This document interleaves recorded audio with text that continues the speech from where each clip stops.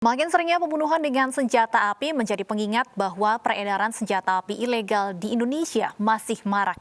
Fakta lain juga terkuak bahwa pelaku pembunuhan di Kelapa Gading membayar orang untuk mengeksekusi korban.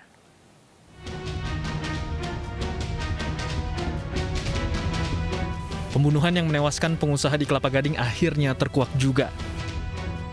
Korban tewas ketika akibat peluru senjata api yang bersarang di tubuh korban. Penembakan ini menjadi pengingat bahwa peredaran senjata api ilegal masih marak di Indonesia, sehingga dapat menjadi instrumen untuk melakukan kekerasan terhadap orang lain bahkan hingga menghilangkan nyawa.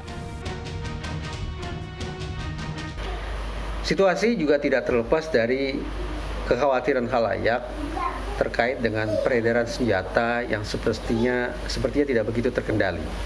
Tentu saja kita tidak hanya bicara tentang senjata pabrikan, tapi juga senjata rakitan.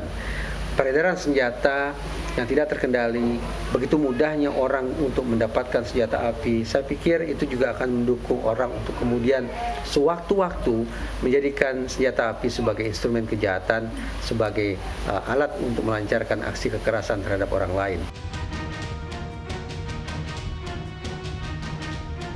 Bukan hanya itu, fakta lain juga terkuak bahwa pelaku pembunuhan di Kelapa Gading membayar orang untuk mengeksekusi korban. Himpitan ekonomi bisa menjadi salah satu faktor untuk seseorang dapat berbuat sadis hingga menghilangkan nyawa seseorang. Bahwa kasus pembunuhan bayaran hanya sebesar 2-4% dari total kasus pembunuhan. Dari sisi persentase, atau dengan kata lain dari sisi jumlah insiden ternyata memang amat sangat sedikit. Tapi kenapa kemudian ada orang yang terpikat untuk menjadi pelaku pembunuhan bayaran? Saya tetap berkeyakinan bahwa motif terbesar dalam kasus-kasus pembunuhan semacam ini adalah motif instrumental untuk mendapatkan manfaat kejahatan tertentu. Dalam konteks ini, manfaat yang saya maksud adalah manfaat finansial. Dalam kasus pembunuhan pengusaha di Kelapa Gading, otak pelaku pembunuhan membayar eksekutor sebesar 200 juta rupiah.